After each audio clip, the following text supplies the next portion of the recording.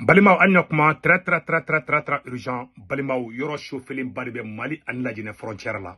Maliens jatke wale mogo taraka taga tieni badido anga sanumbo minaw ambe sanumbo ni minaw ni femu nge mena image bela jele yirawla ambe jakala je ñogo fe anga soutien be Mali armée yi metla ka fo angina toujours et Mali jugu ga la ngini ye munye oye ka jatke wale do de bloka Mali mara ina fo siri mara la tukumi o de plan be metla ka to décortiquer halibi anga ta nambe tambese anga do be Mali ala kana Mali bia a jugu sibulu Maliens aw ne anga janga ni image la je na la janga nga mu fambo fanafo aw ne anga janga image na je folo voilà ne Mali la jine frontière de temps anyate mobulu jeni chokola ne sangla mobulu fenga udi bon me volume kala sambe ambe soro ka je ka tola je nyofa aba ketu me volume kala sanno quoi voilà aw ne anga janga na je nyofa on y a bien une image là, bella de l'Enyabala, n'est-ce pas? Ah ben, il y a bien une image là, n'est-ce pas? Agnete, bella de l'Enyabala, n'est-ce pas? Voilà.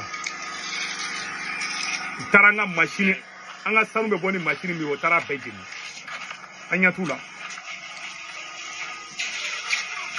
Abela jele nyabala de n'est-ce pas? Mali ninkera Mali na jene frontière de la Keraro Djumé. Ko le site minier du village de Denso à la frontière entre le Mali et la Guinée-Conakry.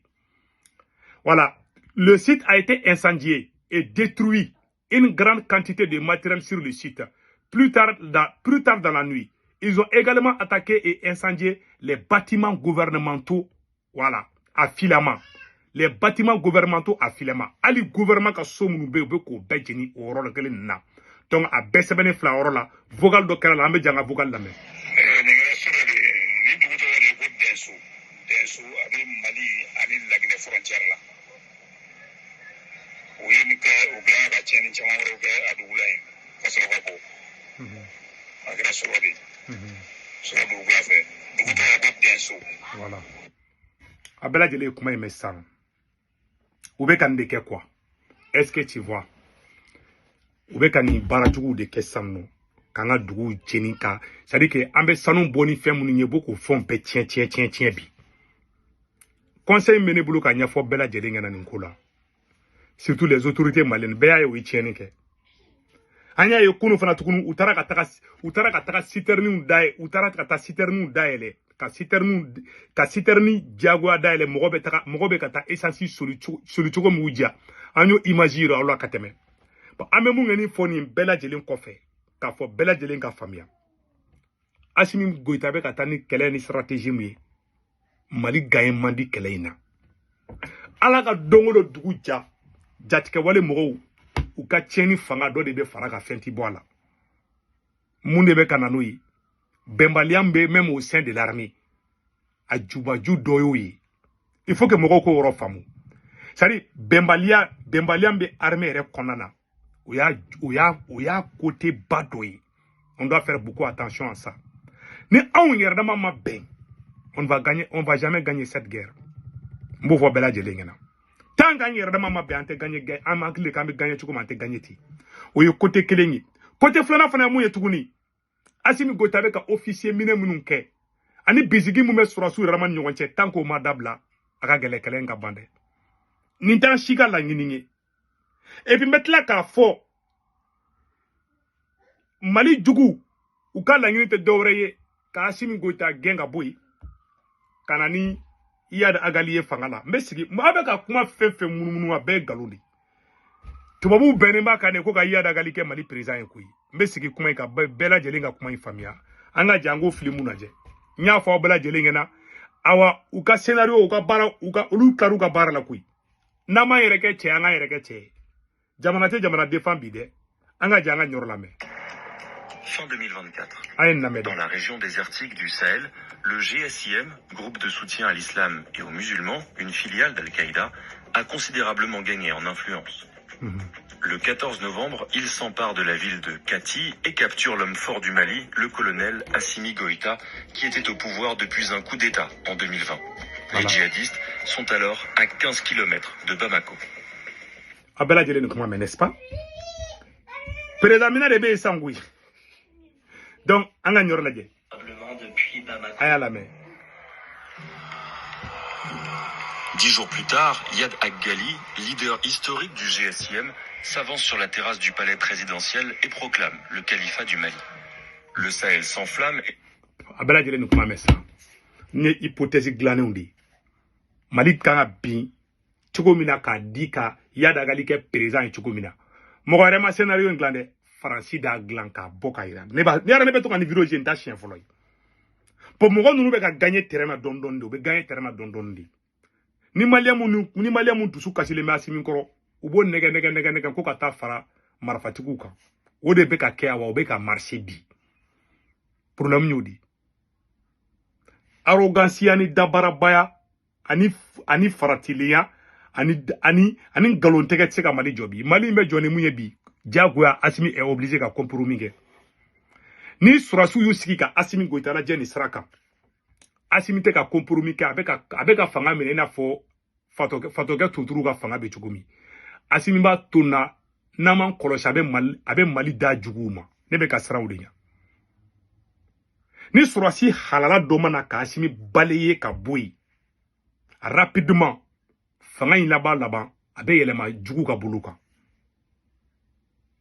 Ne ken bo faya se ba ko dade boni fanga yele mana bolo jugu ka Sorasi fefe ne Assimi jara ka tieni ka bebetla ka problème soro isarma isatodo imasra isatodo me ka kuma réalité de fo bela jeli nga famude ataki mbe ka kem Mali la jene frontière la jaban utara ka taka nga fon be jini mo ndunu yoro jamali kono bo bise ka tai awa malien de be yoro ko fuye de. Nous faisons que tiens que Malien doit débuter que Joro la caille tako Mali ka fin d'obé en fait parce que Malien doit tirer le assimila pour la première fois Malien denga tout marfatiku ko ka reka jamana kele ak meke follow norian fan ne fait mais kana fo sidila o karasimi clé la wallahi Malien kunteni ke ko follow Malien munu kumba ke au lieu munu rébellion ke depuis Modibo Keita ka clé au mo konte fait ka sia to ko fait ko ina au doron didu mais aujourd'hui billahi tallahi mo ba dende be ali ba mo kono bi ni bira jara duna ba mo bi akadi mo do yebi tellement Assimi utikera Assimi Goïta la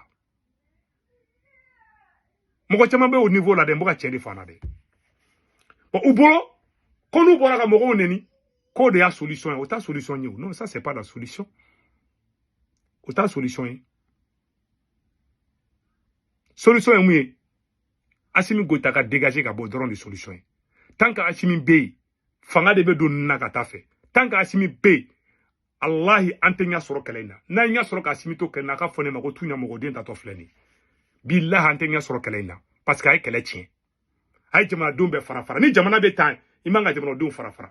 Ani politicien o mandi, ay politicien bekele. Be aw ni alache jombi se ka bobi ko politicien be main iya kuma me mogo da ma qualité flado sagade do ati fen kalama mogo bi jogo politicien shimai ka shimai ko Sorasi doron de kan iya kuma mogo da ali baganga fsanai je vais être très direct Mali ngono Mali mogo be denyuma de la o denyuma mi se ka ke Sorasi comme obise ka ke politicien. Ça dépend. Mais politicien chimay ou engalon kumade, politicien colombé nyuman be. Sorasi colombé Sorasi nyuman be. Bon tant que ambe ni linka, ima yo beka fanga soro, ou ye karta fan be mine. Ou ye masina oro côté be mine. Segu mara boursu kono ou ya be mine ka be kutaibi. Ou beka fanga di soro. Ni Mali Somali ka Mali somalisé ni au système de natolai. Surtout Mali la jine frontière. C'est très grave. La jinega fo la jinega ko akluto yer la de aya fo la jinega ko akluto yer la de sinon malika buru grata bukande ko Mamadou Doumbia ka frontière sécurisée de parce que Mali tse ka fo sécurisé bi parce que président man kunande ta fantala na fantala anta to do anta jamundo o de kenu kundu ala ka barka du Malila ni information de kuma bulu ka fana Malien munu be France Italie Espagne Angleterre Amérique Canada Belgique Portugal Allemagne Malien fe ben dugu fe na be fe ka warci aw be Senwave application télécharger na Senwave application télécharger a photo fleni abene ga corporo modu urgent dro 10 euro be na yaw reta yo ko fa baga banque information be do aw so mo me Malila Sénégal Côte d'Ivoire Cameroun abul ga Orange numéro ta nu to be 40 ka na war ci ma ba sur Orange mo na sur place 0 franc ato droma kele sara wakato o dia amogote ka taw jo arana bangila fajida o dia era ara tawi ibe le ga glance avec dro be de ga Senwave application no dro e war ci so mo ba wa sur Orange mo na la ta ko kele o de kunda kambe